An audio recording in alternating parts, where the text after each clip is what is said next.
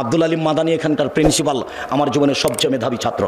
আমি কোনোদিন তাকে পিটাতে পারিনি, এছাড়া যত আছে সবাইকে কম বেশি পিটাচ্ছে, সে যেই হোক।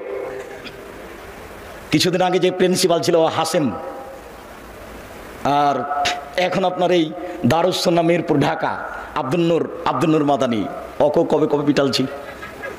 তবে এরা মেধাবী সব।